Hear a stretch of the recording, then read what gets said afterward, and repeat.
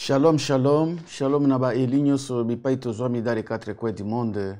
Shalom naba ndeko nyonso basepelaka na bonne nouvelle. Shalom na biso nyonso o tozwi libaku ya kozala parmi ba vivants na pokwa na lelo. Bipai nyonso bozwami dans les quatre coins du monde tika lola ekoka kobomba bino. Nzambe na bikamwa apambola bino, apambola mabota na bino parce que mukona lelo eza journée à grâce. Voilà pourquoi avant que tokende ko banda émission na biso to matin na biso na poko na lelo tokende ko recommander moment yo entre maboko na Nzambe de manière que ye moko akoka ko banda na biso pe akende ko sukisa na biso toko sambela. Tendre Père, le Dieu de toute puissance, tolingi ko recommander moment yo entre tes belles saintes mains, tolingi te Saint-Esprit akamba biso du début jusqu'à la fin. Par l'onction du Saint-Esprit et l'autorité que tu nous as investis, tu résister force, Seigneur, sur la ténèbre, tu résister puissance, Seigneur, sur le monde kabbalistique, oignon, sur le message, et puis moment ya matéa, Nzambe te recommander à musika, Zanabiso du début jusqu'à la fin, dans le puissant nom de Jésus qui est notre véritable Dieu, Ndetolobi. Amen. Tika poko na lelo, Nzambe aleka kopambo la biso nyonso lisusu, comme na uti kolobake, ezangolo munene, kozala parmi ba vivants ya poko na lelo ezangolo munene komona ke Nzambe a bateli biso po ke tokuta na lisusu na poko na lelo en très bonne santé na moment oyo monde eza en ébullition partout dans les mondes bato bazali kolela ndenge épidémie ezali ko ravager bato dans les quatre coins du monde. Pensez na biso epa na mabota o nyonso bazali touché pe na ba o nyonso baza kolela bandeko na poko na lelo. Tika ngolu na Nzambe za kat na mabota nyonso oyo bazwami na batango oyo na pasi. Tolingi vraiment ko recommander moment na maboko na Nzambe pe ko pambola ba nyonso pe bazwi grâce ya kozala kat na isika oyo tokolanda biso na kati ya émission na biso ya le temps d'Isali. Nzamba pambola bino de na lobaka toujours za malamu tango yozo banda émission ko ba ko partager na ba bien-aimé mususu ba oyo pe ba koki ko bénéficier quelque chose de la part de Dieu. Tika Nzambe aleka na kopambola émission na biso apambola papa na biso digital momo apambola pe mama na biso Pauline akende kopambola réalisateur na biso le plus jeune na kati ya bomoko ya mboka Jonathan Momo apambola pe ba nyonso oyo basutenaka biso na kati na mabondeli na kati na émission oyo wana zali komona l'évangéliste Sephora Likenja Chéri nanga. Nzamba leka na kopambola basai na Nzambe nyonso apambola bana mepsa akende kopambola couple ya Dr Ezaï Saïf pe mama na biso Musakoli Mete aleka na kopambola bana mepsa na Yetebor apambola pe ba élu de Dieu nyonso na mboka na Angola pe bo bazwami dans les quatre coins du monde. Vraiment poko na lelo to zui mo arrêta to kobanda mbana moko na message na biso parce que Nzamba sali biso faveur ya poko na lelo kozwa makoki ya koloba liloba na ye. Nalingi ke poko na lelo vraiment ndenge na lobi bande ko mususu o bazoi ngolu ya ko banda na biso émission to partager pona baninga mususu bayeba ke to bandi déjà émission na kati na bomoko ya mboka. Lelo to kende ko lobela teme moko ezali vraiment kitoko makasi pe eza ya motuya to ko lobela sur les combats des chrétiens. To pe bitumba ya ba Kristo.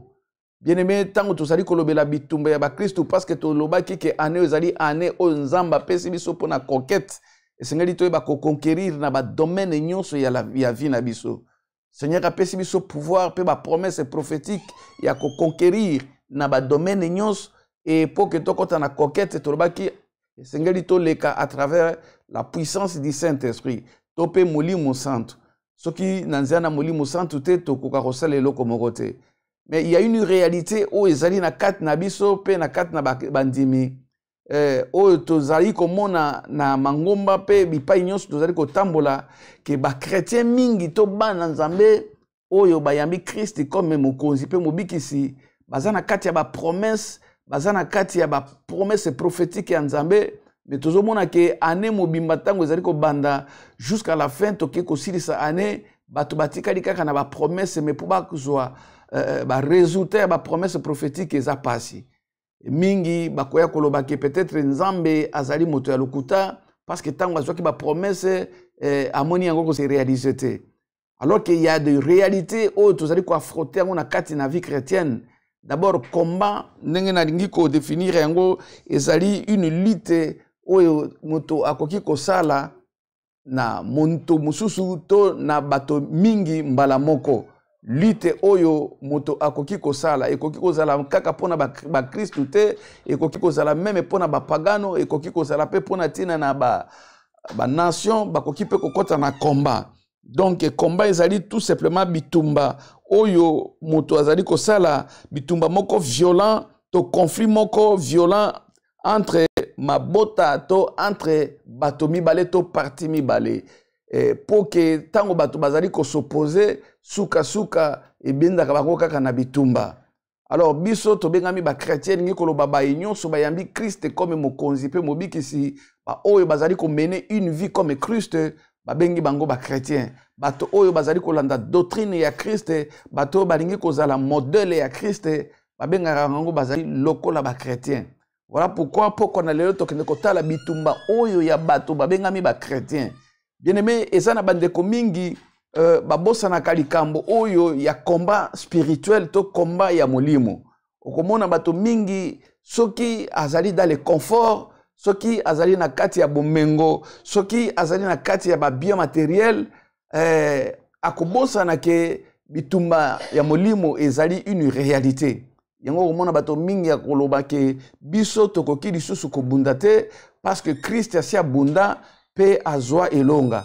Alors biso tokoki lisusu kosala eloko moko te. Pourquoi? Parce que Christ asi asala nyonso pona tia na biso. Eza ya solo Christ abunda pe azwa victoire, pe biso tozali kotambola na kati na victoire. Mais vous allez remarquer que Christ yango azali modèle na biso. Tango ayaki na se na moi, azaki na ba promesse oyo Nzambe apesaki ye pona tia na komema mokili na sali pe na lobiko. Mais pour que akoma na objectif yango, ye lokola modèle, parce qu'il a dit que je suis le chemin, la vérité et la vie. Il est le chemin ya nini. Il a chemin na ba domaine nyonso. Ya nzela oyo azali ko talisa biso na bankambo nyonso ya vie. Pour que Christ akoka kozwa victoire, il a fallu que abunda. Abunda ki na monde ya ténèbres, abunda ki bitumba ya maboko te, abunda ki bitumba ya nzoto te, mais abunda ki na ba principauté, abunda ki na ba démon, abundaki na ba esprit géant, yango na suka, abundaki même na esprit de mort, pe alongi yango, azwaki victoire, yango biso pe toza kotambola na kati ya victoire wana. Comme lui, il est notre modèle. Et c'est ngeli to comprendre que malgré toza ba chrétien, to yambi Christ, to kozala accepter te na bitumba to na ba réalité ya vie. C'est-à-dire qu'au moment où nous vivons, tant que toza na se na moi, aussi longtemps que le Satan, le diable n'a pas encore été lieu. Aussi longtemps que le diable n'a pas bois qui était dans moto ya libéla, il est d'accord opérationnel. C'est-à-dire que biso tozali na tozako kutana na ye tous les jours na vie na biso. Tozako kutana na ba soda na ye, tozako kutana na armée na ye, tozako kutana na ba démon, tozako kutana na ba réalité oyo ezali ko permettre biso que to kota na kati ya combat de la même manière que Christ ayebaki ko kota na kati ya combat pe ayebaki na kolonga. Ba combat ezali na ba nature ebele. Voilà pourquoi komona ke bato mingi bayaka ko luka bitumba to ko bunda lorsque les choses ne marchent plus. Tango amoni ke makambo ezali ko marcher lisusu te. Tango amoni ke azali bloqué na situation moko boye, soit na famille, soit na vie sociale, soit na vie ministérielle, soit na kati ya affaire, c'est alors moto akoya ko comprendre que non, il y a quelque chose. C'est-à-dire qu'il y a une force, il y a opposition ou ezo senga ke mutu a combattre yango. Mais lorsqu'une personne a na kati ya vie moko ya aisance, lorsqu'une personne a na kati ya vie moko ya abondance, lorsqu'une personne a na kati ya vie moko ya bénédiction, moto akobosa na ke le diable existe et que mutu wana esengeli ko bundisa ye vie na biso mobimba jusqu'à la fin du temps. Donc tu faut comprendre que bénédiction topé ma pamboli na Nzambe et salaka ke ba ndeko to ba chrétien mingi ba bosa na combat spirituel. Yango komona même bato mingi soko lobine ke bitumba molimo zali to bondela to gêné ya koloba te mindele po batonga mboka na bango ba gêna kité. Vous ne savez pas que Europe avant que le loba koma boye, avant que ba pesa Nzambe mu Congo chrétienté banda kinde awa na Europe.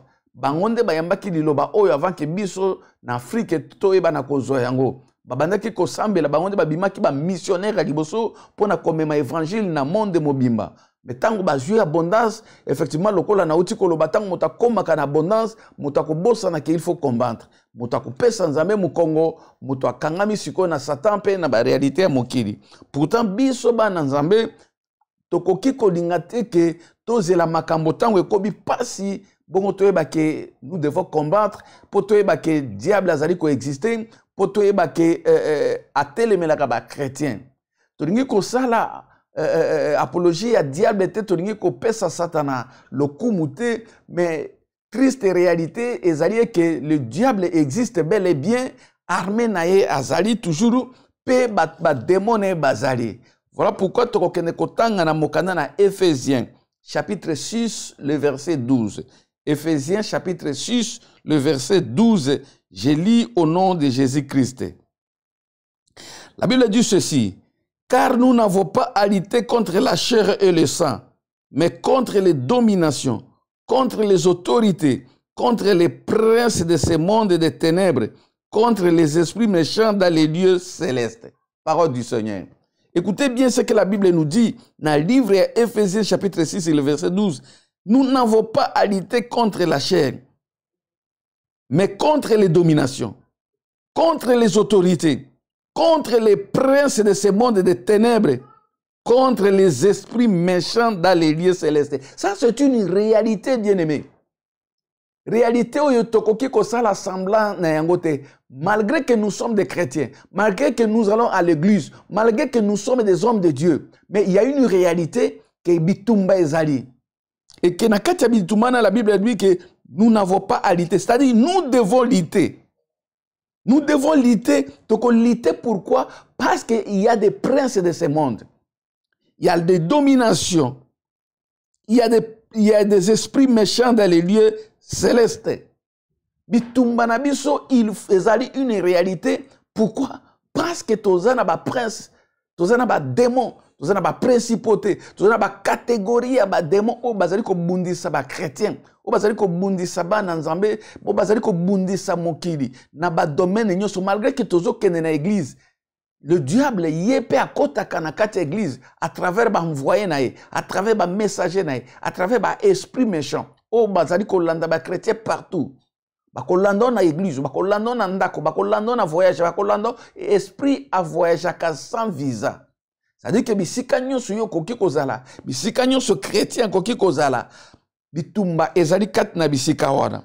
Voilà pourquoi ce qu'on moni mutazolo ba que non, Christ a déjà vaincu biso toza sous na tina ko bundate tikatola la pongi bien aimé komona ke motoyo le jour que le diable a ko surprendre na domaine moko boye tango yako luka atelema a comprendre réalité ya bitumba oyo et comme déjà trop tard.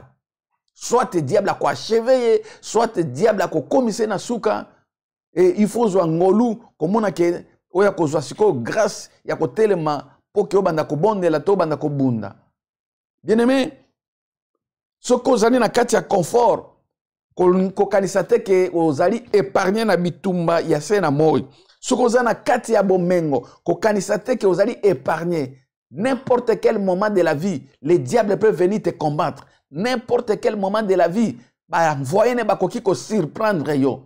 Alors, langage wana ya koloba ke Christ a déjà vaincu, biso toza sous na tina ya ko lukanzambe te, biso toza sous na tina ya ko bunda te, biso toza sous na tina na ko et puis Bible za ko talisa biso. Nous n'avons pas à lutter contre la chair. Ça dit bitumba na biso, eza bitumba ya bibotu te, eza bitumba makofi te. Bible eza ko talisa biso ke eza bitumba ya esprit. Yango to benga yango le combat spirituel. Ça dit bitumba entre milimo, entre ba esprit ou ezali ba esprit méchant na molimo na nzambe otobengi Saint-Esprit. Voilà pourquoi bien aimé, tango koya komona ke muto azali kolinga kobunda te po na kati ya libala na ye nano makambo yete amoni ke azana kati ya libala bien butu moi mobali azali kobenga e chéri, butu moi mwasi azali kokata ye mandefu, azali kobuka ye mwa ba bouton elongi, manzaka bazali kokata moya kende église ezali te. Pourquoi? Parce que natango na makambo ezali ko marcher. Tango ezali ko mona ke akei Dubai azongi mbongo ezali ko se multiplier, akei Chine makambo ezali ko tambola bien na lego wana moto ko luka nzambe te. Tango moto azali ko tambola, azali ko somba mituka, azali na ba voiture, tango moto azali na ba ndako, azali ko tonga ba villa, na tango wana moto akomona ke bitumba ezalaka te akoluka pe nzambe te. Bien-aimé, mais lorsque le diable akoyeba ko simba moto yo, lorsque le diable akoya ko simba misolo, ako simba nzoto, ako simba libala, asimbi motema mobali, asimbi motema mwasi a changer makanisi contre moto, alors moto akoya ko comprendre que ne akomi nazo comprendre mikolo te Satan a côté li mobali nanga, Satan a côté li mwasi nanga. Donc moto akoya se rendre compte que réellement malgré sa chrétien, malgré soit di batisi, Satan a pe azalaka na sena moyi. Satan a nano ba kangi ete. Et c'est alors na moment on a komona moto akomi ko luka basai na nzambe. Au moment où on a moment on a moto akomi ko luka église, na moment on a moto ko comprendre qu'il y a un combat où esengeli abanda ko bunda. Voilà pourquoi bien aimé. Biso esengeli na biso to ebana ko bunda. Christ a rapporté la victoire pour nous à la croix. Mais abunda ki poke akokana ko zwa victoire wana. Deva ba esprit impie a côté na désert akeko sambela. Ayeko bunda na ba esprit méchant na kat na esobe na ba tentation ya ndenge na ndenge abimi kuna abandi ministère ne pendant 3 ans et demi akutani na bato ya ndenge na ndenge o ba telemela kiye abundi bitumba jusqu'à la mort bibelobi ke akoti na kufa pe abimi victorieux alobi que tout était accompli. Christ a joie ki victoire te soki bitumba ezalaka te. Christ a kokaki kozwa elonga te soki ba problème ko ekozala te. Christ a kokaki kozwa elonga te soki akutanaki na ba démon ya ba nature nyonso te. Bien-aimé na vie na Christo, et c'est lui comprendre que le fait ya kozala chrétien na kati ya église et quoi épargner yo na ba danger te. Le fait ya ko benga ma pasteur, apôtre, prophète et quoi épargner biso na ba combat te. Aussi longtemps que le diable est encore sur cette terre, aussi longtemps que le diable est encore en mouvement et qu'il n'est pas encore lieu, azali toujours là pour na kobundisa biso butumo ina ba occasion nyonso. Bitumba wana yango bazobenga ngo combat spirituel. Bitumba wana opposition ya diable contre ba promesse na Nzambe et pas na biso. Bitumba nyonso ya diable contre maloba na Nzambe na vie ya mo Christ. C'est ce que nous appelons le combat. Parce que tout le temps, en Éphésiens, que nous n'avons pas lutté contre la chair et le sang, mais contre les esprits. C'est-à-dire, diable, akoya kobundi ça toujours. Akoya toujours koya ko telemela, ou ezali plan merveilleux dans Nzambe. C'est vrai que Christ a rapporté la victoire, mais nous devons aussi savoir que le diable ne peut pas être, n'a pas encore été lié. Azali wana pona kobundi sabiso. Jusqu'à ce que yeba ko kanga ba ko boka na moto ya libela, nde bitumba na biso ekosila naye. Maintenant, nous allons analyser quelque chose pour comprendre l'okomoko. Pour comprendre que malgré que nous sommes des chrétiens, diable peut azali wana pona kobundisa biso. Toko meka kosala analyse ya maloba oyo nkolo na biso atikela ki biso. Toko tanga na mokanda na Matthieu chapitre 10. Nzamba pambola ba elu nyonso. O ba koti na poko na lelo. Matthieu chapitre 10 le verset 34 jusqu'au verset 39. Pona bandeko bazoko koma bokomaka toujours pona baninga na biso. Matthieu chapitre 10 le verset 34 jusqu'au verset 39. J'ai lu au nom de Jésus. Ne croyez pas que ne croyez pas que je sois venu apporter la paix sur la terre. Je ne suis pas venu apporter la paix mais le peu. Car je suis venu mettre la division entre l'homme et son père, entre la fille et sa mère, entre la belle-fille et sa belle-mère, et l'homme aura pour ennemi les gens de sa maison. Celui qui aime son père ou sa mère plus que moi n'est pas digne de moi. Et celui qui aime son fils ou sa fille plus que moi n'est pas digne de moi. Celui qui ne prend pas sa croix et ne me suit pas n'est pas digne de moi. Bien aimé, Yokana verset 38. Celui qui ne prend pas sa croix et ne me suit pas n'est pas digne de moi. Celui qui conservera sa vie la perdra. Et celui qui perdra sa vie à cause de moi la retrouvera. Parole du Seigneur. Tokomekana nous analyser maloba oyo ya kolo tango azali koyebisa baye kolinaye. Abibo, ne croyez pas que moi je sois venu donner, apporter la paix, mais le peu. Toto banana nous analyser maloba oyo. po bato mingi bakanisaka soki ayambi Christ esili afandi na confort na ye kimia ekoti Christ a déjà vécu ngana na tina kobunda lisusu te na tina kosambela lisusu te na tina kokende ko gêner lisusu te na tina kokende ba veiller na bango lisusu te. Christ a déjà tout fait. Ye moto ya boye azokanisa que le fait c'est le meilleur kobenga ma chrétien, c'est-à-dire ba bongiseli déjà nzela ba tie tapi ba tie biloko nyonso ya ye kaka tamboli ya ke afandi na esili. Donc, bitumbeze soute na sena moi.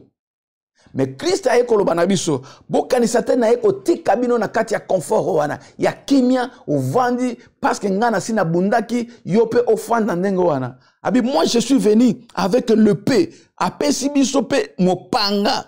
Alléluia. Je ne suis pas venu donner la paix mais le paix. Bien-aimé, épée za mopanga. Mopanga eza tout simplement ebundeli. Oyo Christ ayaki na yango. Oyo ya bunaki na yango.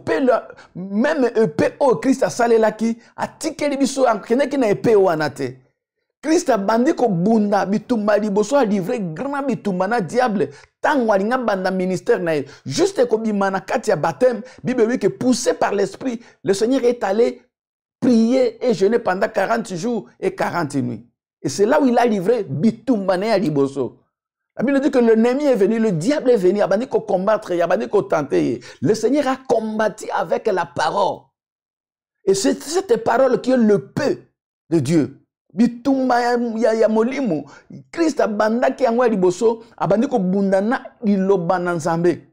Babengi yango mopanga nanzambe. Liloba nzambe yango ne mopanga. Satan a banni ko bimisela makomi. Il est écrit que ce qu'on fout kamelinga, biloko nyonso ya mokili na kopesa, abike il est écrit que tokoki ko gumba mela moto mususu te, loba nzambe na bibele te. Satan a côté lié pe na domaine na parole, yepe abandi ko utiliser même ebundeli, même épée au Christ a salela ki la parole. Parce que les loba chrétien mingi, tous allez confronter na bitumba ya parole. Ba doctrine mosusu ekoti o ezali ko renverser mabota o ezali ko renverser foi ya bato o ezali ko renverser même ba ministère o ezali ko renverser bato na kati ya sainte doctrine mate ya mosusu ezali ko longola bato na liloba nzambe na présence en nzambe. De la même manière, diable a utilisé Peliloba. C'est de même manière, jusqu'à ce jour, il a utilisé parole, il a tort de sens écriture pour renverser les faibles, pour combattre les chrétiens, pour combattre les oyo, baza appelé pour Liloba Nzambe. Comment que yoko koya pe miku anaye ko buka mate exactement comme mi Christ a bandi pe ko zongi sae, il est aussi écrit. Voilà pourquoi dans la vie chrétienne, un chrétien doit savoir aussi, il est aussi écrit. Un chrétien doit être capable ya koyeba ko zongi sa, il est aussi écrit conformément à la parole. Koyeba nini ezali sainte doctrine, koyeba nini ezali impératif, koyeba nini moto akoki ko sala, koyeba ko interpréter parole de Dieu. C'est ça. Okobunda na liloba nzambe comme épée pour que Satan abotola yo vi na yote. Bakoki koya koyebiso na kati na famille na bino na maloba pe kaka lokola Satan na utiliser ka maloba. Ke na famille na bino na famille na biso moto moyen bongeza te. Na famille na biso de génération en génération moyen moto abaleza te. Eza épée bimi, ezali ko kata foi na yo, ezali ko renverser foi na yo, ezali ko renverser confiance ya maloba na nzambe yo zanango. Mais yo au lieu de parole, il est aussi écrit qu'en Israël, il n'y aura pas de femmes stériles, il n'y aura pas de femmes au bandit peut qu'on talisse satana. Il est aussi écrit. Quel que soit maloba ya bato, yo il faut bundape na maloba nzambe. Tu dois utiliser le paix de Dieu pour renverser des forteresses, pour contredire l'ennemi, pour kokata maloba nyonso négatif ou ezali ko ya na tina na ko combattre fort na yo.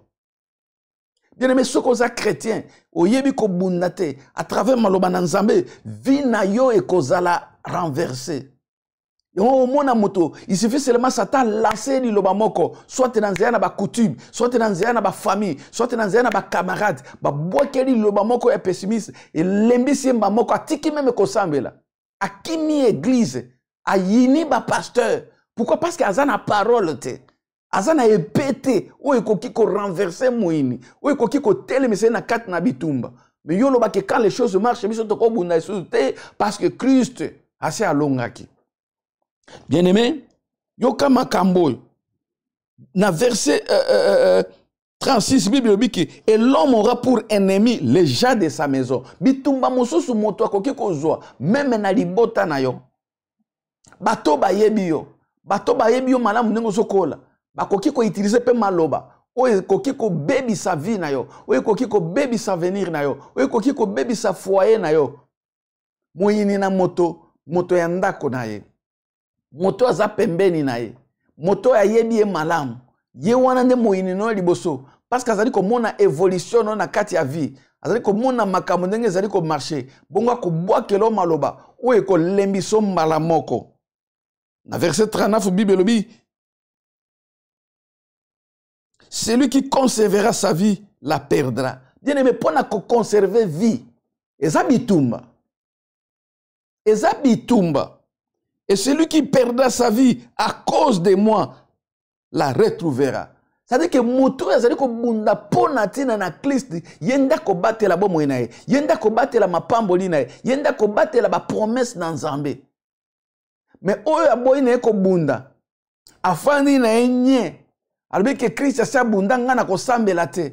Ye wana ko perdre ba promesse nyonso. Ye wana maloba ya muine ko ronger. Ye wana maloba ya sata ko ronger. Ye wana sata ko dominer di kolona ye. Ata na nzela na bato ya ndako na yo. Ata na bato oyo yo pesa ka confiance.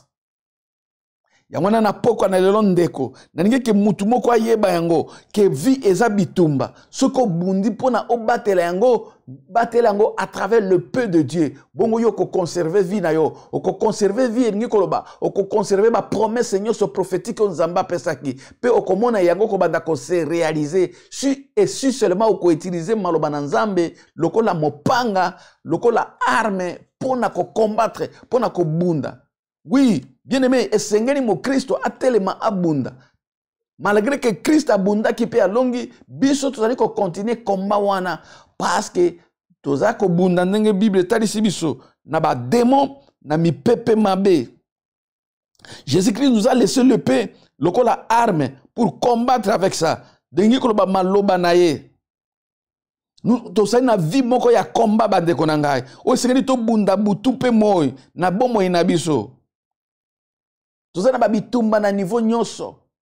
Combat na niveau social, combat na niveau familial, combat na niveau ministériel, combat na ba niveau nyonso professionnel.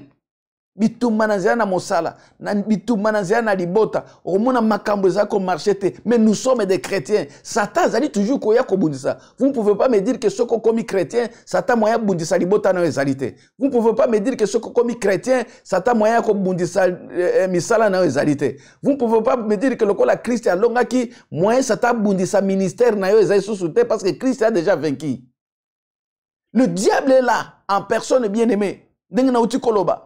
Nano bakangi ete azali ko bundisa ba oyo le contraire kutu bitumba na ezali nde envers ba chrétien ba bazali ba porteur ya kombo ya Christ ba oyo bazali na ba promesse en Nzambe.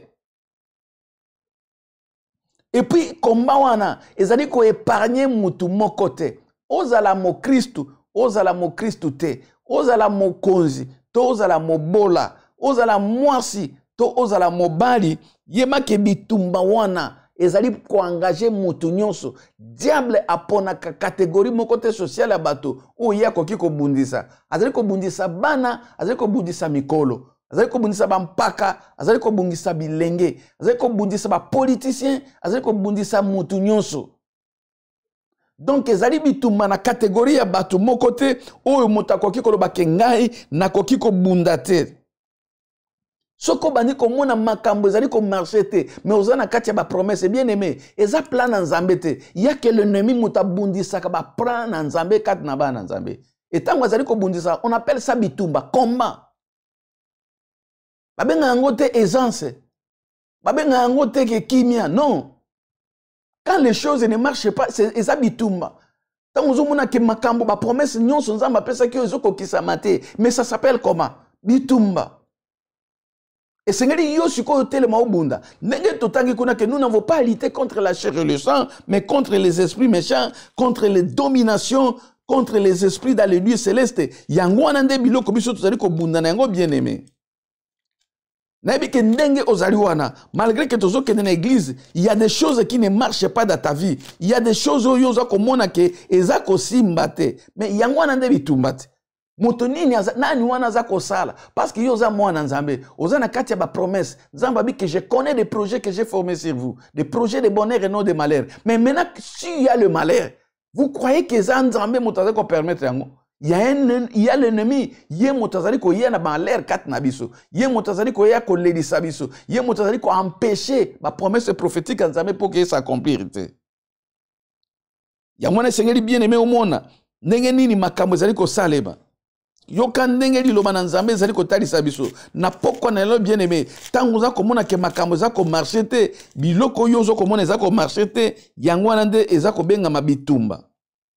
Yoka ndenge nzamba za koyebisa ndenge liloba nzambe za koyebisa biso na mokanda na 1 Timothée 1 Timothée chapitre 1 le verset 18 au verset 19. 1 Timothée chapitre 1 verset 18 au verset 19. Yoka awa Paul aza koyebisa Timothée. Timothée azaki mosai na nzambe. Paul pe azaki mosai na nzambe. Mais yoka Paul aza kosala recommandation pa moninga na ye malgré azaki mwana na ye molimo me mosali na nzambe. Aza koyebisa ebwe. Le commandement que je t'adresse Timothée mon enfant, selon les prophéties faites précédemment à ton sujet, c'est que d'après elles, tu combattes les bons combats.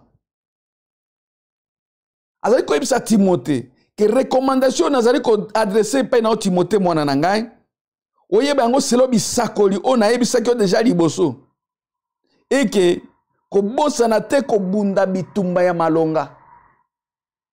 Aza ko yebisa Timothée te ke lokwa to sito tio maboko lala na opongi.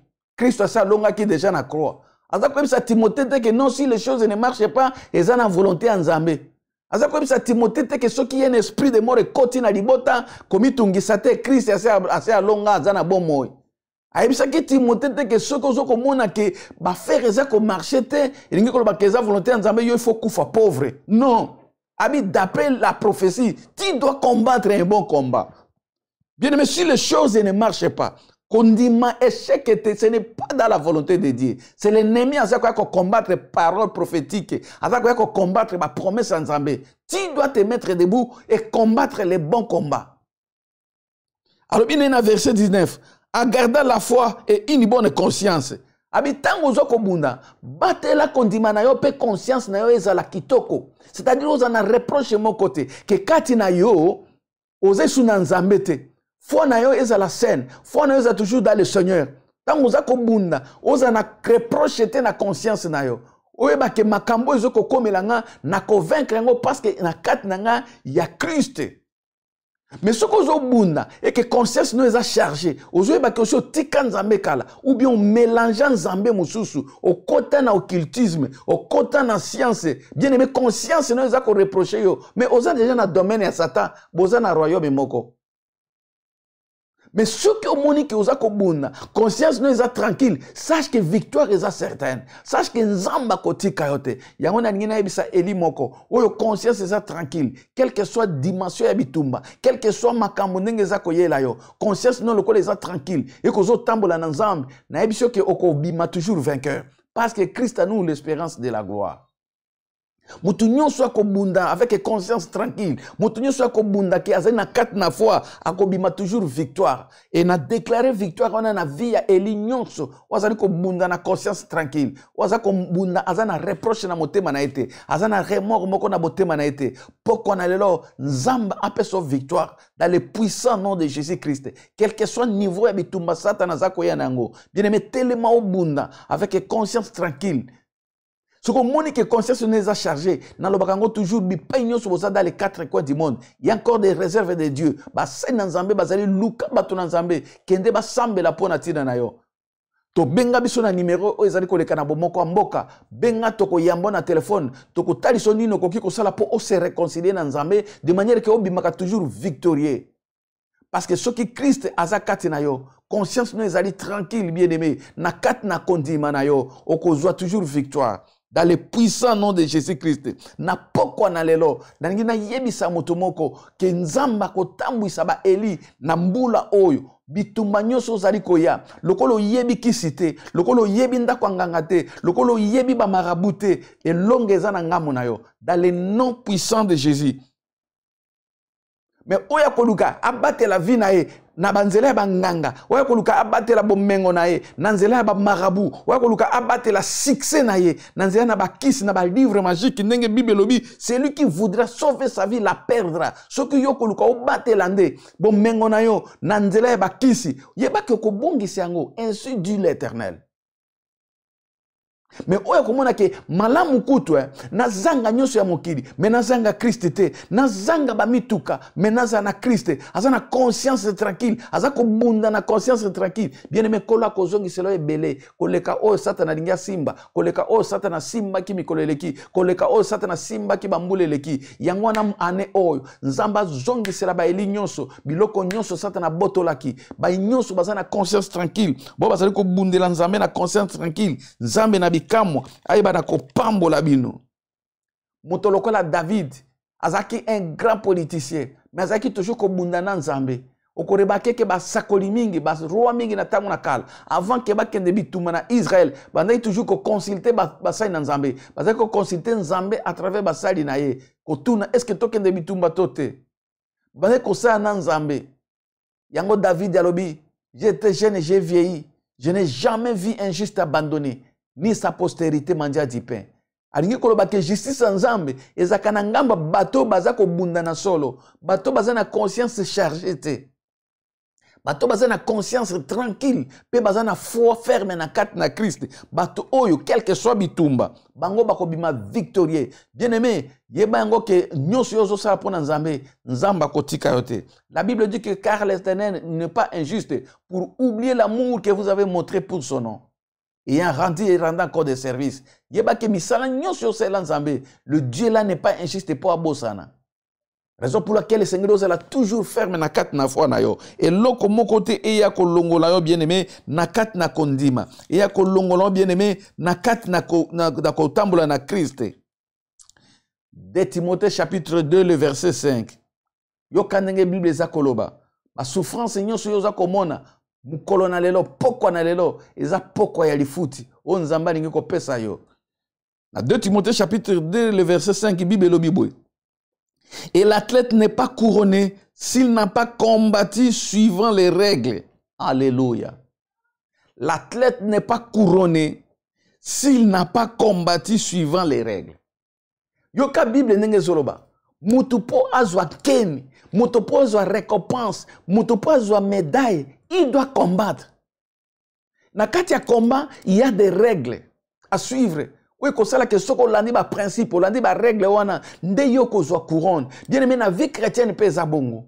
Po, to zwa couronne, et ni koloba, to zwa, ba résultat, na ba biloko nyonso toza nango besoin. Si les choses ne marchent pas, nous devons d'abord commencer par combattre. Deuxièmement, nous devons suivre les règles du combat. Et troisièmement, il y aura maintenant la couronne. Où est ali ba résultat, où est ali ba réponse en Zambé, où est kobanda kolanda. Si tu ne veux pas combattre, tu ne dois pas t'attendre à la couronne. Tu ne dois pas t'attendre au s'attendre à ba résultat. Parce qu'on ne donne que de la couronne à celui qui a combattu, à celui qui a suivi les règles. Bien aimé, tout le monde a un bateau, basala athlétisme. Ce qui moto. Na point de départ nano ba sifflete ya linga banda bo mona ba lakisi carton rouge et lingo lo ba kiasa éliminé à cause de médaille était à cause de médaille était parce qu'il n'a pas combattu. Deuxièmement il n'a pas suivi les règles et à quoi qui cause couronne te na vie chrétienne na katia combat spirituel les abongo. Si tu veux pas combattre au qui cause la ba résultat te ba exploit et pas nzambe. Parce que le diable est là. Yo lingi ko bundate na kat na fois. Yo lingi ko sale la molimo, to lingi ko sale la epete, le quoi li loba na nzambe. Mais ben cause la te ke omona ba résultat nzambe. Yo lingi vie à jeûne te, yo lingi vie à sacrifice te, yo lingi vie à prière te. Mais ben cause la quelque chose était de la part de Dieu. Dengue Jacques Azolo bana livre na ko na premier jour. Si quelqu'un manque de la sagesse, qu'il demande à Dieu qu'il donne à tout simplement parce que celui-là qui demande, demande avec foi sans douter. Parce que celui qui doute, il est semblable au flot de la mer. mutu azali ko zanga eloko songolo to ko boanya asenge pa nzambe mais atia tembete po ekopesa melaye ingi ko batangu mutu azana bitumba atia tembete abunda selo ba principe selo ba règle mais a garder bien sa foi en Christ kondimane kat na Christ koyeba ke ndenge na zana Christ quel que soit makambo ndenge zo marché telelo lobi ça ira quelle que soit situation ndenge zali lelo lobi ça ira quel que soit ministère nanga lelo ndenge zali lobi ça ira nakoki ko bebisa te conscience nanga faut ça tranquille bien-aimé diloba na nzambe za ko talisa biso que l'athlète ne peut pas être couronné s'il n'a pas combattu suivant les règles donc na vie chrétienne pesa bongo. Pour que tous soient couronne en Zambé, pour que tous soient récompense pas en Zambé, nous devons savoir combattre bien aimé. Et ce qui est tout bunda, pe total makambo nini, o nzamba ko pesa sima ya bitumba na biso. Pourquoi na lelo, mutu nyonso zali ko bunda selo ba règle. Lingi ko ba zali ko salela diloba na Nzambe comme épée. Lingi ko ba na n'importe quelle situation ya bimisaka parole. Ya tali sa ennemi kaka il est aussi écrit, mutu wana ko zwa couronne. Mutu azali na conscience tranquille. Fwane zali pa na Christ. Fwane zali pa na bato mokilité. Fwane zali pa na bangangate. Mutu wana ya ko zwa couronne. Yango na zali ko déclarer année oyo. Eza année onzamba ko couronner ba Eli. Eza année onzamba ko couronner bato nyoso bazotama na ba principe na ye. Eza année bato bazana na conscience tranquille. Bato bazali ko exercer ministère avec conscience tranquille. Nzamba mona bino, basakoli na nzambe, bipai nyonso bozwami dans les quatre coins du monde. Malgré que bazan nambo muke, mais na ngi ko yebisa bino ke bolanda te lo yenge, ya perdition mu pepo ezoko mema bato na ta o yasuka. Nzambe akosala toujours différence. La Bible dit, vous verrez désormais la différence entre ceux qui servent Dieu et ceux qui ne le servent pas. Et cette différence, Babi, vous n'entendrez pas, vous verrez. Et comme on a ma cambonine, et comme on a ma résultat, et comme on a ma promesse, on a bazali ko lobakat na basali ne solo, et comme on a kat na ba chrétien, ou bazako tambola avec conscience pure, conscience tranquille. Différence, il faut monana. Déclarer le quoi mon ton nzambe. Et que année ezala année à différence na mabota nyoso bazo sela nzambe na basakoli nyoso bazo sela nzambe na motema moko bo bazo sela nzambe avec conscience tranquille tika nzambe na biso a créé différence mbula o dans le puissant nom de Jésus-Christ. Yoka makamoni nezali koleka soko tali na Matthieu chapitre 10 bien aimé pourquoi na leza pourquoi lipamboli on nzambe na biso azali ko visiter ba Eli na ye on nzambe na biso azali ko sa makamba ko kamo na pourquoi na lelo nzamba azali ko sunga biso pour que to comprendre volonté parfait na ye. Yoka tozongi na Matthieu 10 wana na verset 34 Bible azali ko tali sa biso ke ne croyez pas que je sois venu apporter la paix sur la terre. Je ne suis pas venu apporter la paix, mais le paix. Le Seigneur est venu avec le paix de la vie. Alléluia.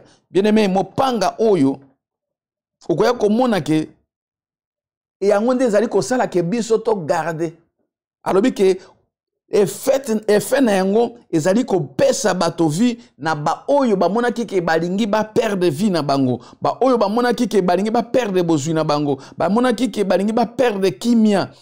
Le contraire di loba na nzambe mopanga ekoya kopesa ye vie. Yango na pokwa na lelo na dinge ke ni loba na nzambe e restaurer mutu nyonso azali koyoka nga na pokwa na lelo. Nyonso e monana kike yo lingi ko perdre ubandaki ko perdre bozu ya mokili o perdre makamba mokili po na lokumu na nzambe tika pokwa na lelo ozwa vie na nzela na liloba oyo dans le puissant nom de Jésus-Christ. Mais pour nous, bien aimé, il y a certainement un véritable combat. Totali nano na Matthieu 10 verset 16 à 24. Yoka eloko moko ezali wana kaka na Matthieu 10 wana. Na verset 16 tobandi ko kitana ngo malembe. Yoka ndenge Bible ezali koloba boye. Voici je vous envoie comme des brebis au milieu des loups. Soyez donc prudents comme les serpents et simples comme les colombes. Mettez-vous à garde contre les hommes. Yoka nenge kolaza koloba. Alobite ke boki de tambola nenge bolingi. Parce que ngana sina longaki. Abi mettez-vous à garde. Ingi ko ba soyez prudents na bitumba. Nzamba zali ko avertir. Bantoma alobite ke na tindi bino na mokili. Mais boki de bolala pongite. Bokeba na bozala kenge na mokili na kat na bato. Parce que moto nature ya moto ya mabe. Depuis la création, moto mukola sumuka. Na kati na ye. Bible lobi que Nzambe ye moko d'ailleurs. Tant a moni la méchanceté qui était dans le cœur des hommes. Et Dieu s'est repenti d'avoir créé l'homme. Pour ce que tali makambo ezana motema na moto lelo. Otali makambo ezana kati na famille na bandeko. Omona ndeko aza ko bomisa ndeko na ye. Okomona mama za ko kende ko bomisa mwana. Okomona mwana za ko kende ko teka papa po azwa mbongo. Donc nature ya moto eza ko sakana nango te. Mais Christ aza ko kebisa ba yekoli. Alobi que mettez-vous à garde contre les hommes, car ils vous livreront aux tribunaux. Ils vous battront des verges dans leur synagogue. Vous serez menés à cause de moi devant des synagogues et devant des rois pour servir de témoignage à ceux qui, à eux et aux païens. Mais quand on vous livrera, ne vous inquiétez ni de la manière dont vous allez parler, ni de ce que vous direz. Ce que vous aurez dire vous sera donné à l'air même. Car ce n'est pas vous qui parlerez, c'est l'esprit de votre Père qui parlera à vous. Alléluia. Yoka verset 21. Le frère livrera son frère à la mort et le père son enfant. Les enfants se soulèveront contre leurs parents et les feront mourir. Vous serez haïs de tous à cause de mon nom. Mais celui qui persévérera jusqu'à la fin sera sauvé. Elingi koloba oya ko bunda nda kolonga. Balobi ke bandeko bako bomisa bandeko na bango. Bana bako teka baboti. Makambo asomo ekoleka na kati na mokili. Mais oyo akobunda kino na suka yenda kozwa elonga. Elingi koloba ke devant babitumba ya vie, malgré que nous sommes chrétiens, nous ne sommes pas épargnés na makambo ekomamiao. Ça c'est Christ qui est en train de dire. Le frère livrant son frère à la mort. Toza komona yango. Bandeko bazo bomana. Diko na mwasi. Bazo bomana diko na lupango. Bazo bomana diko na héritage. Toza komona bana bazo bomana baboti parce que alinga tika na héritage ya papa. Toza komona makambo nyonso Christ alobaki eza kosalema. Yoka Bible lobi na biso bien aimé. Makambo ta unazo tangango eza ko révolutionner nga. Mais quand on vous persécutera dans une ville, fouillez dans une autre. Je vous le dis en vérité, vous n'aurez pas achevé de parcourir les villes d'Israël que le Fils de l'homme ne soit venu. Makambo yo, eza makambo minele. Verset 24. Les disciples n'est pas plus que le maître, ni le serviteur plus que son Seigneur. Muyekoli, azalite munene koleka mulakisi na ye. Na ni kozongisa na sens. Il y a idée au kolo alobela ki awa. Et koloba tout simplement. Soki ye moko oazaki Christ, oazaki na bonzambe nyoso, azalaki trahi, yo okoki kozanga kozwa trahison te. Soki ye moko bayebaki ko kosela ye makambo, yo okoki kozanga te ba kosela makambo malgré oza chrétien. Soki ye moko ba bwakela ke soy, yo okoki kozanga bato ba ko bwakela soy to ba ko tonga yo, o ba ko monter ba kabal nyoso ya lokuta contre yo pona ko sali personnalité na yo. Mais c'est ça le combat. Bitumba ngwana to kozwa ngo ya modèle ya ndenge nyonso, malgré to lati kombo ya Christ, malgré to zana Christ, parce que Christ lui-même abike yel oyo azaki na bonzambe nyonso. Abi to yebango ke biso ba yekoli tokoki kozate koleka mulakisi na biso. Ça dit que tokoki kozala épargné te na makambo nyonso e komela ki kolo na biso. Donc ce qui yango e komela ki Christ, ya bunda ki alonga ki, cela veut dire tout simplement que biso pe toko bunda. Nzambe akopesa biso victoire, mais lorsque seulement nous allons combattre dans la persévérance et puis avec une conscience tranquille. Bien aimé, c'est que adversaire nabiso, eza mon côté. Adversaire nabiso, ezali milimo mabe oto uti kotanga na Ephésiens chapitre 6. Bango wana nde ba adversaire nabiso. Il y a catégorie ya ba démon. Oyo bazali kobundisa biso na ba domaine ebele. Tango Christ azali koloba awa na Matthieu 10 ke ba komema biso na ba tribunaux, ba kokosela biso makambo. O ezali ba combat physique ya nzoto, o ezali ba combat de l'esprit te.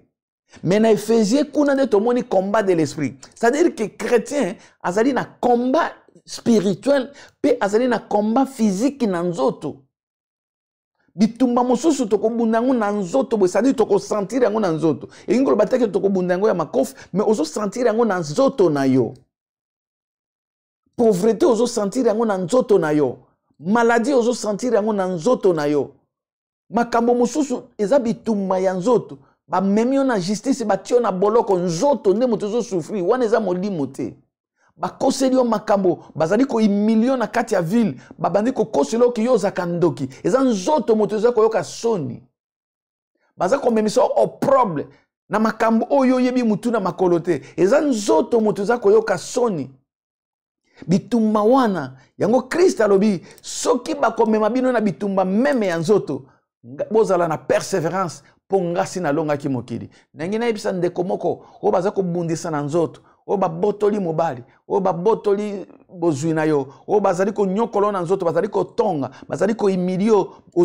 oza koandire bakomba ya nzoto ya molimo te yebake nzambe alingi kopesa yo victoire alobi persévérer jusqu'à la fin pe elonga ezali koya mbula ezali mbula ya victoire mbula ezali mbula ya persévérance mbula ezali mbula oyo nzambe akotalisa biso ke ye azali le véritable Dieu mpona baoyo nyonso basalelaka ye kati na solo yango nalingi koloyebisa yo ke okomona ke tokokutana na bitumba ya molimo oyo ekomami na Ephésiens chapitre 6 mais tokokutana mpe na bitumba ya physique oyo ekomami na Matthieu 10 oyo Kristo abandi kotalisa biso ndenge nini bato bakobundisa biso ndenge nini bana bakonyokola biso ndenge nini bandeko bakoyina biso ndenge nini oyo eza na Matthieu 10 ce sont des combats réels oyo koya na vie ya chrétien mais esengo na ngai ezali ke na tout bitumba nyonso oyo lorsque tokopersévérer victoire eza certaine yango na poko na lelo naningi nayebisa ndeko moko ke kobanga te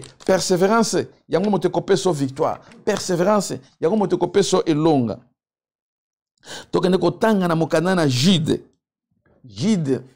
tokotanga na Jude verset 3 je lis au nom de Jésus bien-aimé alors que je désirais vivement vous écrire au sujet de notre salut commun yoka je me suis senti obligé de vous envoyer cette lettre pour vous exhorter à combattre pour la foi qui a été transmise aux saints une fois pour toutes. Je le reprends dans le deuxième paragraphe. Je me suis senti obligé de vous envoyer cette lettre pour vous exhorter à combattre pour la foi qui a été transmise aux saints une fois pour toutes. Bazali ko exhorter biso. Alléluia. Que toyeba ko combattre pour la foi qui a été transmise aux saints. Toyeba ko bunda pona kondima na biso. Mais Christ a déjà combattu. Mais awa liloba nzambe ezotalisa biso ke bazali kolendisa biso, bazali kotinda biso, bazali kobondela biso ke tolembisa bitumba te ya kondima. C'est-à-dire que bitumba oyo nzambe alingi ke tobunda eza na bakategori oyo ezali spirituel pe ezali physique.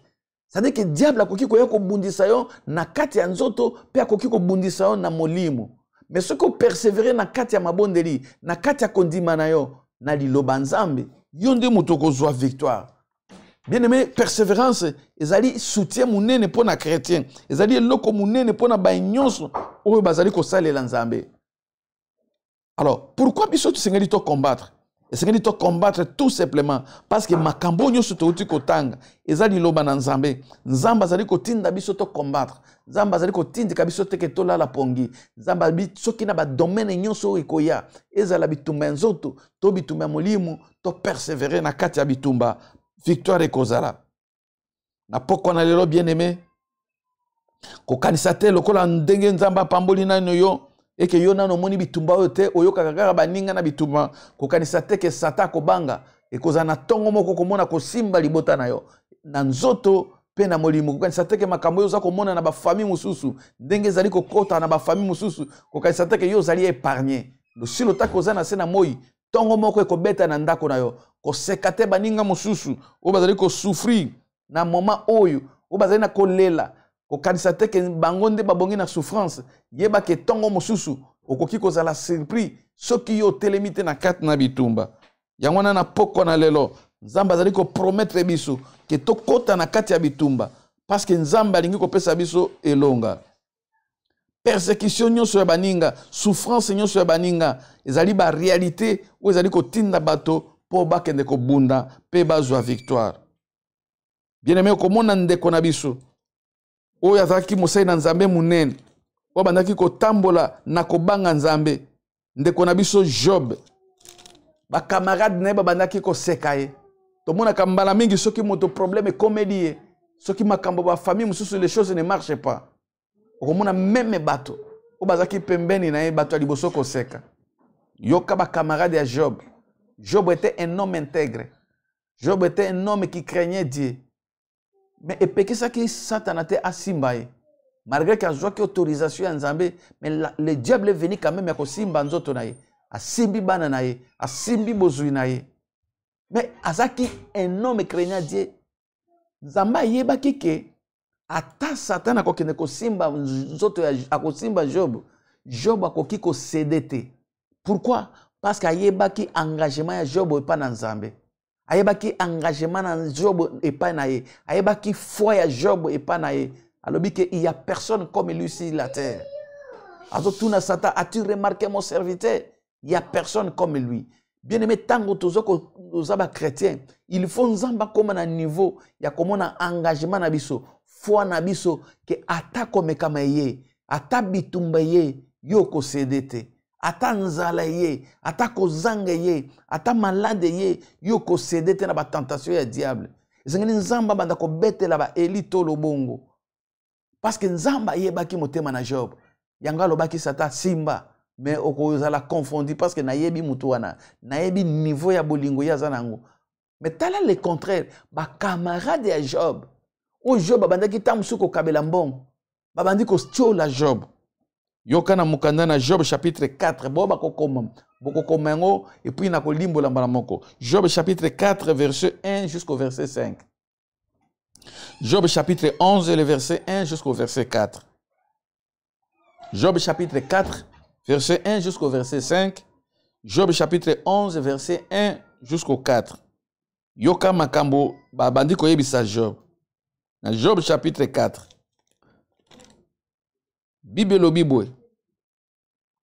Yoka ba camarade ya Job. Eliphaz de Théman prit la parole et dit: si nous osons ouvrir la bouche, en seras-tu peiné? Mais quand pourrais garder le silence? Voici, tu as souvent enseigné les autres. Tu as fortifié les mains des languissantes. Tes paroles ont révélé ce qui chasselait. Tu as affermi les genoux qui pliaient. Et maintenant qu'il s'agit de toi, tu faiblis maintenant que tu es atteint. Tu te troubles. Ba camarade ya Job bazuko yako kulendi sae mena mwa lichio. Tango Job bazako passer na bon moment difficile. Ba bise ke yo moto bandaki ko sunga bato. Yo moto bandaki ko teya bato. Yo moto bandaki ko consoler mabota mususu tango bazaki na ba problème.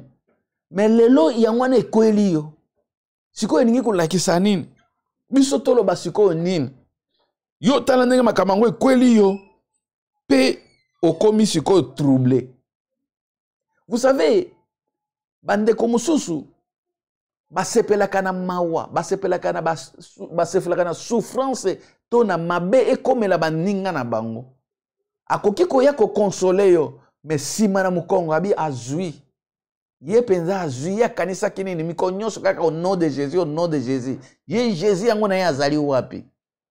Bandeko oyo ba camarade ya Job babandaki koya ko consoler ye, mais zaki penalty yo. Abi yo kutu muto bandaki ko sunga bato. Yo muto bandaki ko sala malamu pona bato. Mais tala siko yo komi a genou, makambo nyonso ekwe, mbongo ezat susu te, bana basili. Nzoto yango moko ekomi lokola ya muto azana maladie soki ya ndenge nini. Job afandaki nye. Yoka bien-aimé. Narigina tali sa moto moko. O bazali ko chola na poko na lelo. O bazali ko chola parce que makambo ezo marché te. Yoka loko nini Job ayebaki ko répondre ba camarade na ye. Na Job chapitre 19 bandeko ba koma verset 1 jusqu'au verset 6. Job chapitre 19 verset 1 jusqu'au verset 6, virgule 25 jusqu'au verset 28. Je reprends. Réponse à Job pour na bato babandai kochola ye. Job 19, verset 1 jusqu'au verset 6, virgule verset 25 jusqu'au verset 28. J'ai lu au nom de Jésus-Christ. Yo kamakambo. Job prit la parole et dit, jusqu'à quand affligerez-vous mon âme et m'écraserez-vous de vos discours? Voilà 10 fois que vous m'outragez. N'avez-vous pas honte de m'entourdir ainsi? Si réellement j'ai péché, seul j'en suis responsable. Pensez-vous me traiter avec hauteur? Pensez-vous démontrer que je suis coupable? Alléluia. Tango babandi ko tungisa ye, Job alobi na bango, bo tungisi nga mingi, bo choli nga pe mingi. Mena zongisi eloko moko te. Bozana soni te ya konyokola ngai na maloba na bino ya mabebwe. Soki ya solo na sumukaki, naza responsable nga moko. Engi koloba, tango bino boza ko chola ngai, oyebite nini nzamba permettre sima na yango? Pourquoi nzamba permettre makambo boyela nga? Abi soki na sumukaki, problème ezate nga moko naza responsable. Job azoloba maloba parce qu'ayebaki kazaki na conscience tranquille. Bien aimé, tango bato baza ko finga yo parce que yo za na mbongo te, parce que vine zo marché te et que oyebi que za na conscience tranquille. Sache que lobi bato batioli yo le lobi bango moko bako tatola. Et Job ayebaki yango. Yango ko ya ko monaki na sima ya mikolo. Ayekolo bana bango na verset 25. Mais je sais que mon rédacteur est vivant et qui s'élèvera le dernier sur la terre. Quand ma peau sera détruite, il s'élèvera. Quand je n'aurai plus de la chair, je verrai Dieu. Je le verrai et il sera favorable à mes yeux. Et mes yeux le verront et non ceux d'un autre. Mon âme est languie d'entente au-dedans de moi. Parole du Seigneur. Na sepelaka na verset haut. Job azolo babwe. Na nyonso bino bolobi. Me na yebi eloko moko. Ke musikoli na nga kotelema. Pe akosala jugement na nga. Bien aimé, dans tout ce qui se passe, même si les choses ne marchent pas, musikoli na kotelema. Même si ba makambo ezo marchete. Okomona nzambe. Abi je verrai Dieu. Komona nzambe ningi ko ba komona ba résultat na ye. Komona nzambe ningi ko komona jugement nzambe. Komona nzambe ningi ko ba komona justice nzambe que o souffra ki pamba. Ozaki ko mériter souffrance wana te. Ozaki ko mériter ba maladie ote. Ozaki ko mériter sonité oyo bato ba pesi yo. Justice nzambe ko salema. Mbula oyo eza mbula ya justice yo omona elongi nzambe. Eza mbula ya justice o ba elinyo so ba komona ndenge nzamba ko telema na likamu na bango. Eza mbula nzamba ko confondre ba nyonso oyo bazalaki ko chola yo na moment yo za ko traverser moment difficile, na moment ozaki na vie ya célibat, na moment ozaki na kati ya solitude, na moment ozaki na kati na misère e komitango oyo yo komona nzambe. Pourquoi na lelo lole fungoma pe yo banda komona siko nzambe na yo musikoli na atelema na likambo oyo ezali kopesa motema passe, atelema pona tia na libota na yo, atelema pona tia na misala na yo, atelema bisika nyonso Satan a simbaki illégalement musikoli na atelema parce que ozali mosali na nzambe. Pourquoi na lelo nzambe a confondre bato nyonso oyo bazalaki ko sekayo oyo pe bazali ko sekayo nzambe a confondre bango. Vous savez bien aimé, même Christ azalaki alekaki na nzela yo zoko leka. Christ wazaki na bonzambe Bible lobi ke bakangi ye soki pona tango bandeko bazali ko tanga boko kende ko tanga ngona ndako na Matthieu chapitre 27 verset 38 à 44. Matthieu chapitre 27 verset 38 à 44. Nalobi Matthieu 27 et 38 à 44. Yesu Christ nzambe na bomo. Bible lobi ke tango bakangi batie ye na ekulusu. Oh bien-aimé, bato babandi ko leka. Bible lobi ke ba principaux sacrificateurs babandi ko se moquer na Jésus. Les principaux sacrificateurs. Dans Matthieu 27 verset 38 à 44. Bible zakotali sabisoke. Les principaux sacrificateurs se moqueur de Jésus, se moqueur de sa souffrance, se moqueur de l'opprobre de Jésus. Ezana bato, okomona moto makabezo marchete, basali na nzambe bazo seka. Bazo seka moninga ne mosali na nzambe po akwe. Bazo seka moninga ne mosali na nzambe po ministère ezo kende liboso te. Basali na nzambe bazo seka moninga na ye oyo a eu problème na niveau ya couple na ye. Ba chrétien bazo seka baninga na bango. Oyo mobali akimi ye. Oyo situation ezo marché te mais azo ko seka. Le principal sacrificateur, c'est mon cœur de Jésus. C'est mon cœur de sa souffrance. Nebi kizana bande ko mingi na poko na lelo. Bazako cholama. À cause ya temps au bazako traverser. Ya ba temps difficile au bazako traverser. Bible lobi ba scribe pe. Bango pe ba seki Yesu. Ba sien ya église. Bango pe ba seki Yesu. Même les brigands, ba bandi o bazala ki na croix. Moko na bango bandi ko tala Yesu. Azako tchola, azako sekaye abi o. Pourtant yepe, azako mérité, azana croix, mais azo sekaye Yesu. Il y a des gens oyo vi na ye moko eza normalité. Il y a des gens oyo ye moko azamo pagano penza kino na makila. Mais azo seka basai na Nzambe, azo seka bana na Nzambe, oyo bazo traverser moment difficile. Il y a des gens oyo baza même na relation te na Nzambe. Mais azo seka ba santu ba eli de Dieu o bazo souffrir o bazo leka na ba tribulation na ba famille o bazo leka na ba tribulation na ba frère na bango mais azako se moquer na misère ya moninga mosusu ya moyibi azaki na mopanzi ya pameli moninga na bi yo ozo banga Nzambe te pona nini ozo seka moto yo mabe nini ya sali po mériter souffrance ya boy. Biso tozo mérité ngo poto abato masumu mais ye azo mérité te. Il y a des gens oyo ba souffrance bazako zoa bazo mérité ngo te. Eza diable aye ko simba bango illégalement. Ndenga simba ki Job, ndenga yaki ko simba Christ. Mais si manengo Bible lobi que celui qui persévérera jusqu'à la fin, il sera sauvé.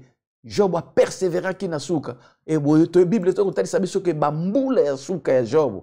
Nzamba ye ko pambola ko leka ko cholama oya cholamaki yango na pokwa na lelo yonde ko za ko cholama tika Nzambe apambola ko leka ko cholama wana ba bazo seka yo bazala confondi Christ oyo ba seka ki na ba sacrificateur Christ oyo ba seka ki na ba scribe Christ oyo ba seka ki avec les na ba sien même ba brigand c'est Christ là lelo il est vivant ba pesi kombo ki est au-dessus de tout nom.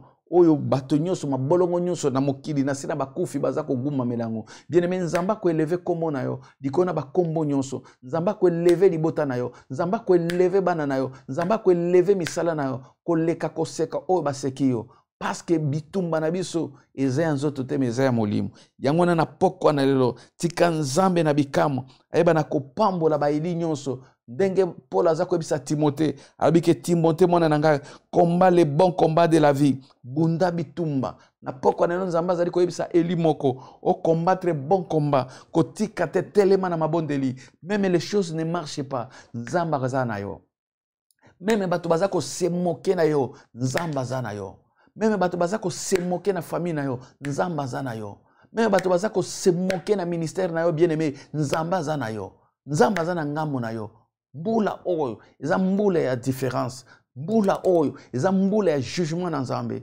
mbula oyo eza mbula ya accomplissement ya parole de Dieu likona ba eli nyonso na poko na Nzambe alingi ko pangusa eli moko mai na miso tika bato bas chola yo tika bato baseko baseka ki pe Yesu bibetalisi biso ke tomoni ba principal sacrificateur kutu baseka ki Yesu baseka ki souffrance na ye baseka ki makambo oyo inyomini soni oyo opprobre Christ azaki nango na croix batiki ye nu devant bandeko nyonso mais tika bato baseka na bolumbu na yo tika bato baseka na kozanga yo kozanga na yo tika bato baseka na makambo nyonso oyo eza koyela yo parce que ozotambola makolo parce que ozangi mukanda tika bango baseka mais cette année eza année ya jugement na Nzambe yo persévérer dans la foi kozonga simate et Christ à nous l'espérance de la gloire ya on a dit na bonde la pona ba elinyos o ba yoki message obisika bozwami et que ozonga simate bien aimé o persévérer o telema na bitumba moto apekisa ko combattre te ba esprit impie mi pepenyos ya mabe o ko yana libota na yo telema na mabondeli simba liloba na Nzambe lokola épée simba ba promesse prophétique na domaine nyonso ya bitumba ko ya Yesu azana elongo pe akopeso victoire nangina sambela ete mopanga oyo Nzamba apesi biso eza na maboko na yo eza na munoko na yo pona ko memona victoire et mémoire de victoire en victoire et mémoire de progrès en progrès. Tendre Père le Dieu de toute puissance maloba na yo ezali esprit pe ezali vie na recommander ba l'union sur dans les quatre coins du monde na maboko na yo tika Nzambe epe oyo pesi biso Nzambe to telema pona ko tsana ko mosala pe to zwa victoire année ezala année ya victoire pona eli nyonso alandi biso na pokwa na lelo. Bo bazaki malade père guérir bango. Épargner peuple na nzambe na ba épidémie nyonso o ezali kotambola ya coronavirus. Épargner libota na yo, épargner ba eli nyonso nzambe. Ba bazali ko seka bango bazala confondi. Seigneur soko ko permettre que miso nyonso emona ba résultat oyo ko pesa libota na yo. Kombono ekotatu la maki ozali nzambe. Merci pour na nyonso dans le nom de Jésus qui est notre véritable Dieu de tolobi. Amen.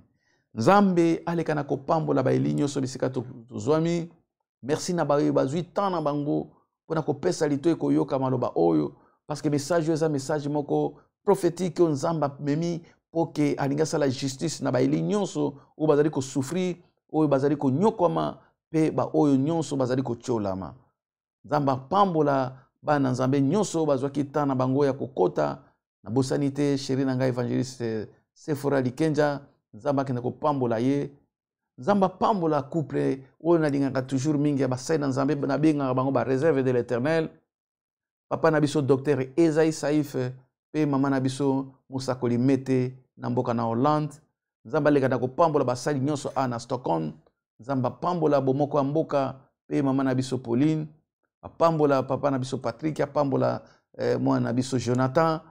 Na bosanité bana nga nyonso ya Mepsa Efrata mama na biso Bea. Nzamba kende ko pambola église Mepsa na Yetebor. Kuna kende ko pambola mwana nga Sylvie pe mobile na Jean Paul. Pambola Bishop Pichu pe mwasi na ye Bijou. Bana na nzambe nyonso ya Mepsa na mboka na Angola pe partout dans le monde. Soki ye soyete tokokuta na bala na sima pona liloba na ye. Bazali na Stockholm. Tope nzinga na Stockholm. Tokutanaka chaque dimanche na église Mepsa Efrata na Egdalen Shirka soko zui metro kolongwa na ville pona kokende na etc. Kokita na metro ya Egdalen lero zo bima na libulo ya metro na droite yaka chaque dimanche de 12h30 c'était 14h30 tozali ko bondela pona bato nzambe akopambola yo kuna chaque dimanche ezalaka fête ya maloba na nzambe toza na problème ba numéro na biso ezali na bomoko mboka okoki kobenga obengi bomoko mboka obengi nga to bengi évangéliste Sephora Likenja po ke tosunga wana mabondeli butu na lelo za ya kimia kola pambola bino na kombo na Yesu Kristo. Bye.